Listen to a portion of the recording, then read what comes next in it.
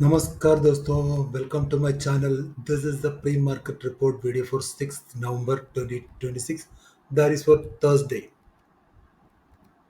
दोस्तों, कल छुट्टी है, गुरु नानक जयंती है, तो मार्केट बंद रहेगा। मैंने इसलिए आप लोगों को बोला था आज कोई कैरी फॉरवर्ड लेके नहीं जाना। अगर आप लोग गलती से कैरी फॉरवर्ड किया तो कुछ भी बवाल हो सकते हैं। मान लो कोई पॉजिटिव न्यूज़ आया तो मार्केट ऊपर जा सकते हैं, और मान लो कोई नेगेटिव न्यूज़ आया तो और नीचे गिर सकते हैं। तो क्यों रिस्क लेके जाना है जब भी छुट्टी रहते हैं, चाहे वो वीकेंड रहते हैं या कोई भी जैसे हॉलीडे रहते हैं। बेहतर ये होगा मार्केट में जितना आपने पोजीशंस लिया वो सब 3:30 बजे से पहले बंद करके जाना ही ठीक रहेगा, क्योंकि आप अच्छा सा नींद सो सकते हैं, कोई टेंशन नहीं रहना है। चलिए, तो हम लोग एफ एन ओ डाटा के ऊपर नज़र डालते हैं। तो हम लोग ये कोशिश कर सकते हैं कि थर्सडे के लिए जो मार्केट पार्टिसिपेंट्स हैं, retailer, DIA, FA and pros, इन्होंने क्या पोजीशंस कैरी किया होगा, और उसके जरिए हम लोग ये भी जानने की कोशिश करेगा मार्केट का डायरेक्शन थर्सडे के लिए क्या हो सकते हैं। और थर्सडे को सेंसेक्स का एक्सपायरी भी है। दोस्तों, ज़्यादा टाइम वेस्ट ना करते हम लोग जल्दी चलते।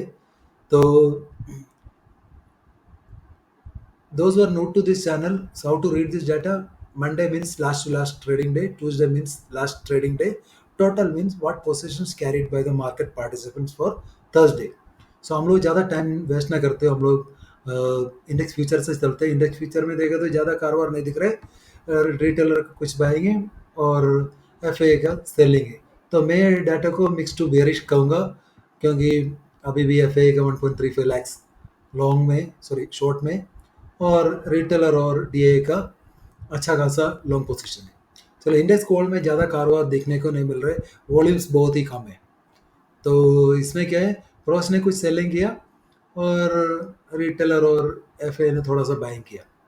तो अभी भी क्या है, प्रोस का 78,000 शॉर्ट साइड में खड़ा हुआ है और रिटेलर सबसे ज़्यादा लॉन्ग लेके खड़ा हुआ है। हल्का सा एफए का भी लॉन्ग है। तो ये डाटा भी मैं कहूँगा मिक्स टू बेरिश है। इंडेक्स पुट का डाटा देखा तो यहाँ पे भी गड़बड़ कर दिया। आज रिटेलर ने 90,000 और लॉन्ग ऐड कर दिए, उसके चलते उनका नेट लॉन्ग पहुँच गया 4.28 लैक्स।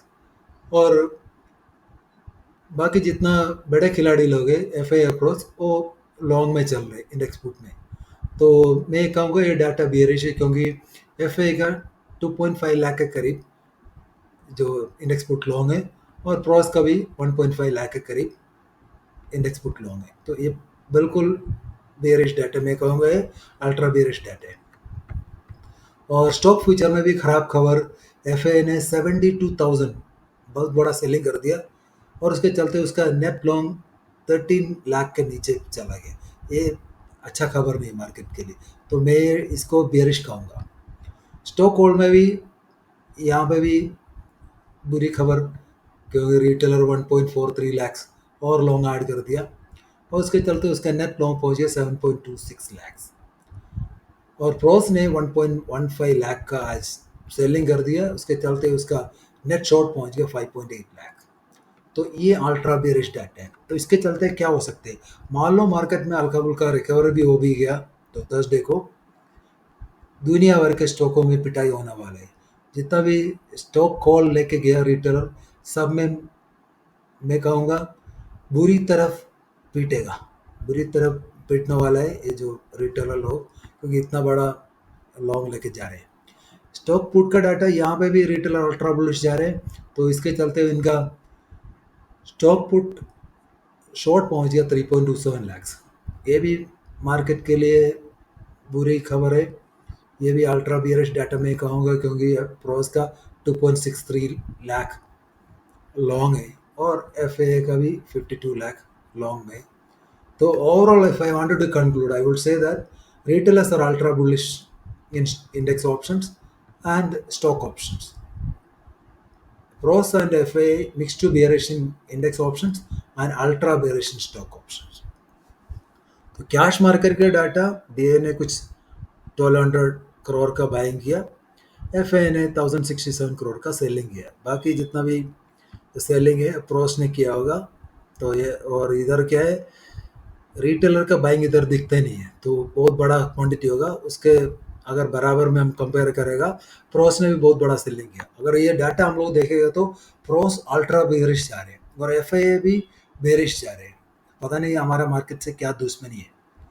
मान लो अगर कुछ अच्छा खबर नहीं आते हैं तो कल कल का कल ही, तो हमारा मार्केट में अगर मान लो कोई भी ग्लोबल मार्केट का चलते हुए कुछ अपमूव आया तो वो सेलिंग में कन्वर्ट हो जाएगा।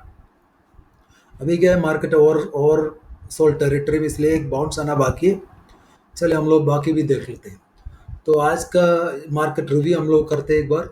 तो बताने की कोई ज़रूरत नहीं है आज ऊपर में कल इन्होंने क्या किया। इन्होंने अच्छा खासा पुट सेलिंग किया, लेकिन मार्केट खुलते ही उन्होंने एक बार मार्केट को ऊपर लेके वो सारे बुक कर लिया। उसके बाद मार्केट को नीचे लाते गए लाते गए लाते गया। बाद में क्या है, 25,600 भी ये तोड़ दिया और 25,580 के पास इस सपोर्ट लेके हल्का हल्का ऊपर मुंह दे दिया। लेकिन एक बार भी जो बड़े खिलाड़ी लोग हैं मार्केट को ऊपर जाने नहीं दिया। हर जगह पे सेल ऑन राइज का मामला चल रहा था। दोस्तों आपको याद होगा, आप चाहे तो ये वीडियो पॉज करके जो प्री मार्केट रिपोर्ट वीडियो 4 नवंबर का आप एक बार और सुन लेना। मैंने आपको क्या बोला, शुरू का जो हलचल के बाद मार्केट कोई भी डायरेक्शन पकड़ते उसी डायरेक्शन में चलना है। आज मैंने कोई लॉन्ग के लिए मैंने कोई लेवल बताया नहीं, क्योंकि लॉन्ग का लेवल ट्रिगर हुआ ही नहीं। सुबह से शॉर्ट का लेवल ट्रिगर होते जा रहा था, लेकिन एक टाइम ऐसा था पुट का प्रीमियम बढ़ नहीं रहा था। मार्केट नीचे जा रहा था लेकिन पुट का प्रीमियम बढ़ नहीं रहा था, क्योंकि ये विक्स और ये जो सिंथेटिक फ्यूचर के जरिए ये लोग पूरा प्राइस मैनिपुलेशन कर रहा था। चलो, और अभी के इंडिया विक्स का तो हल्का सा गिरावट है। इंडिया विक्स और भी बढ़ना चाहिए, जैसे बिहार के इलेक्शन और ट्रेड डील का अनसर्टनिटी चल रहे। मेरे हिसाब से 14 तक जाना चाहिए। देख लेते हैं मंडे ट्यूसडे में, सॉरी ये थर्सडे और फ्राइडे में ये होते कि नहीं। यूएसडी आईएनआर अभी भी स्ट्रेंथ आया नहीं है, इसीलिए मैंने, आपको याद होगा, मैं हर वीडियो में ये बात बता रहे यूएसडी आईएनआर वीक होते जा रहे। तो इसके जरिए बैंक निफ्टी और मेटल सेक्टर में वीकनेस देखने को मिला। अल्टीमेटली आज मेटल सेक्टर और बैंकिंग दोनों में गिरावट देखने को मिला है। क्रूड में देखा तो क्रूड में थोड़ा टेंशन कम होते जा रहा है, इसलिए क्या क्रूड में भी थोड़ा सा गिरावट आपको देखने को मिला है। तो एमसीएक्स क्रूड आप लोग देखेंगे तो अगर आप लॉन्ग करना चाहते हो 5350 के पास एक लॉन्ग करना, और शॉर्टिंग की जगह अगर मान लो आपको 5450 के पास मिलता है शॉर्ट भी कर सकते हैं। और गोल्ड और सिल्वर में मैंने आप लोगों को कई बार बोला दोस्तों, तो मैंने बोला गोल्ड और सिल्वर में हाथ मत लगाओ क्योंकि जल जाएगा। तो इसमें बहुत ज़्यादा वॉलेटिलिटी है। चाइना बार बार पंप करते जा रहे हैं और डंप करते जा रहे हैं, तो इसलिए बेहतर ये होगा गोल्ड और सिल्वर से दूर ही रहो। चलिए दोस्तों, कुछ इम्पोर्टेंट इवेंट्स और डाटा के ऊपर हम नज़र मारते हैं। तो आज यूएस का जॉब्स जॉब ओपनिंग का आना था, डाटा आना था। ये बेसिकली डाटा होता है सितंबर में जितना जॉब ओपनिंग था, अक्टूबर में कितना फुलफिल किया और कितना ये ओपन रह गया। लेकिन क्या है, यूएस में शटडाउन चल रहा है इसलिए वो डाटा आया नहीं है। तो वेनसडे के लिए ADP non farm employment change का डाटा है और नॉन मैन्युफैक्चरिंग पीएमआई का डाटा है। और ये जो जॉब्स का जो डाटा है वो भी हमारा जो वेनसडे के लिए चेंज हो गया। और वेनसडे क्रूड ऑयल इन्वेंट्री का भी डाटा आना बाकी है। तो मुझे पता नहीं कितना डाटा आएगा क्योंकि यूएस में शटडाउन चल रहा है। तो आज हम टॉप गेनर्स में देखें तो बहुत ज़्यादा स्टॉक्स नहीं है। निफ्टी 50 में ओनली 7 to 8 स्टॉक्स आज पॉजिटिव में क्लोज होने में कामयाब हुआ।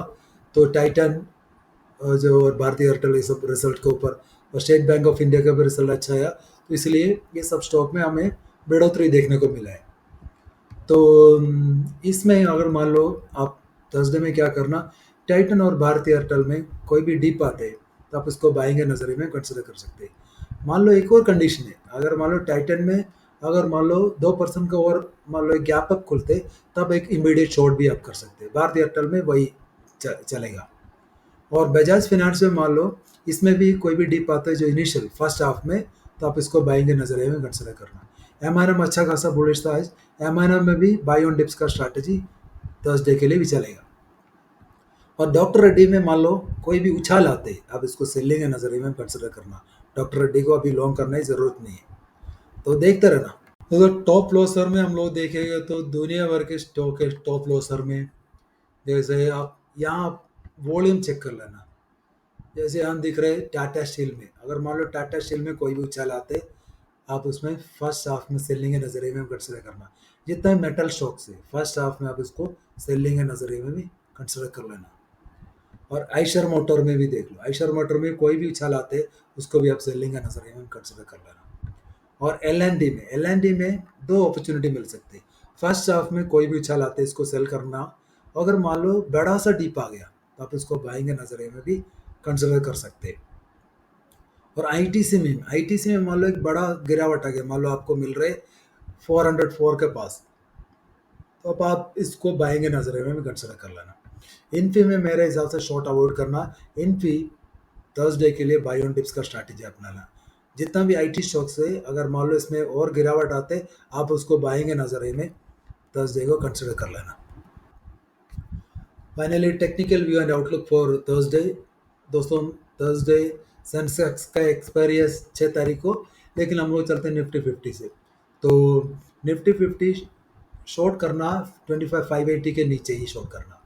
फर्स्ट टारगेट मिलेगा 530 फॉलोड बाई 480। मेजर सपोर्ट है 25,500। जब तक 25,500 होल्ड है इसमें बाउंसेस आते रहेगा। अभी क्या है पीसीआर देखेगा तो ये ओवरसोल्ड टेरिटरी में चला गया, इसमें बाउंस आएगा ही आएगा। तो लॉन्ग के लिए 630 के ऊपर ही लॉन्ग कंसिडर करना। First target 700 followed by 780। Major resistance 25,800। मेरे हिसाब से ये 25,640 के ऊपर अगर चलना शुरू किया तो एक शॉर्ट कवर भी आ सकते हैं थर्सडे को। तो पोजिशन लॉन्ग से 25,800 के ऊपर ही आप सोच लेना। बैंक निफ्टी में 57,750 जब तक होल्ड है इसमें शॉर्ट नहीं कर सकते। अगर ये टूट गया तो फर्स्ट टारगेट 57,500 फॉलोड बाई 57,350 तक मिल सकते हैं। मेरे हिसाब से ये जो एसबीआई का पॉजिटिविटी है, लेकिन बाकी सारे जो बैंक है जैसे एचडीएफसी हो गया, एक्सिस बैंक हो गया, कोटक हो गया, ये सब में वीकनेस आना चाहिए। तो हम लोग देख लेते हैं थर्सडे को। मेजर सपोर्ट है 57,500। अगर 57,500 टूट गया तो इसमें दिक्कत आएगा। लॉन्ग के लिए 57,900 के ऊपर लॉन्ग कंसिडर करना। First target 5850 followed 58,250। तो 58,000 के ऊपर ही ये बुलिश मोमेंटम रहेगा। जब तक 58,000 के नीचे इसमें बेरिश व्यू भी रखना। लेकिन पीसीआर अभी भी इसका ठीक दिख रहे क्योंकि बाइंग इंटरेस्ट अभी भी बैंक निफ्टी में जारी है। सेंसेक्स में एक्सपायरी है, ये लेवल ध्यान रखना 83,400 के नीचे शॉर्ट कर लेना। First target 83,200 followed by 83,000। 83,000 psychological level है, टूटना नीचे। अगर ये टूट गया तो फिर दिक्कत है। तो मेजर सपोर्ट है 83,600 लिखा है, लेकिन 83,000 ही आप मान लेना। तो लॉन्ग के लिए कंसिडर करना 83,500 के ऊपर ही लॉन्ग कंसिडर करना। फर्स्ट टारगेट मिलेगा 700 फॉलोड बाई 900। मेजर रेजिस्टेंस है 84,000 है। सेंसेक्स में मान लो 83,600 के ऊपर चलना शुरू किया सेंसेक्स, तब इसमें एक बुलिश मोमेंटम आ सकता है, शॉर्ट कवरिंग भी आ सकता है। इसमें वीकनेस है 83,300 के नीचे ही वीकनेस है, ये ओवरसोल्ड टेरिटरी में चला गया है। मिड कैप में 13,500 जब तक होल्ड है ये बुलिश रहेगा। अगर 13,500 टूट गया तो आप इसमें शॉर्ट कर देना। First target 460 followed by 400। तो मेजर सपोर्ट मैं कहूँगा 13,500 है, टूटना नीचे। अगर ये टूट गया तो दिक्कत आएगा। लॉन्ग के लिए 530 के ऊपर लॉन्ग कंसिडर करना। First target 580 followed by 630। Resistance है 13,550। ये आज बहुत बार ये इसके ऊपर टिकने की कोशिश की लेकिन ये टिक नहीं पाया, तो इसलिए बोले मेजर रेजिस्टेंस है। मिड कैप के जैसे मैंने बोला 13,500 के ऊपर एक बुलिश ही रह गया है, इसका पीसीआर अभी भी अच्छा है। तो मेरा कंक्लूड करना चाहता हूँ निफ्टी में वीकनेस से 25,630 के नीचे जब तक इसमें वीकनेस कंटिन्यू रहेगा, तो ये इसके ऊपर अगर चलना शुरू किया तो शॉर्ट कवरिंग भी हो सकती है। बैंक निफ्टी मैंने ऑलरेडी बोल दिया 57,750 का। सेंसेक्स में अगर 83,800 के ऊपर अगर चलना शुरू किया तो एक शॉर्ट कवरिंग आ सकती है। तो मेरा व्यू है क्योशियस ऑन शॉर्ट्स है, क्योंकि बहुत गिरा हुआ है हमारा मार्केट, लेकिन ग्लोबल मार्केट बहुत सारे भाग चुके हैं। हमारा मार्केट अंडर परफॉर्मिंग था। और मान लो अगर जो एफ डाटा अल्ट्रा बियरिश है, इसके चलते हुए अगर डिप आते हैं तो वहाँ से एक बाउंस भी बनता है क्योंकि ओवरसोल्ड टेरिटरी में चला गया। तो स्ट्रैटेजी मेरा ये रहेगा इनिशियल वॉलेटिलिटी के बाद जो शुरू का 15-20 मिनट के बाद तो आप बाय ऑन डिप्स का स्ट्रैटेजी अपनाना है। लेकिन एक कंडीशन है इसमें 3 कंसिक्यूटिव ग्रीन कैंडल अगर बनना शुरू किया तो आप बाय ऑन डिप्स का स्ट्रैटेजी अपनाना है। तो finally we also take a look at the Sensex expiry. तो सेंसेक्स बंद हुआ करीब 83,400 के ऊपर, तो 83,500 में हम लोग देखे तो हम बराबर का टक्कर चल रहे हैं बुल्स और बियर। तो ये लेवल ध्यान रखना, अगर इसके ऊपर चलना शुरू किया तो बुलिश मोमेंटम कंटिन्यू रहेगा, इसके नीचे चलना शुरू किया तो इसमें बेरिश मोमेंटम कंटिन्यू है, लेकिन नीचे क्या है, ज़्यादा कॉल राइटिंग नहीं दिख रहा मुझे। तो लेकिन सपोर्ट दिख रहे 400 300 सब में सपोर्ट दिख रहे, ज़्यादा कॉल राइटर मुझे इधर नज़र नहीं आ रहे। 83 अगर 500 एक बार ऊपर तोड़ दिया तो एक शॉर्ट कवरिंग आ सकते हैं, लेकिन लॉन्ग अनवाइंडिंग के चांसेस कम दिख रहे मुझे। अगर 83 300 टूट गया तो दिक्कत आ सकती है। तो यही है दोस्तों पूरा कहानी। चलो हम लोग एक बार ग्लोबल मार्केट के ऊपर भी नज़र डालते, तो ग्लोबल फ्यूचर्स क्या बता रहे चेक कर लेते।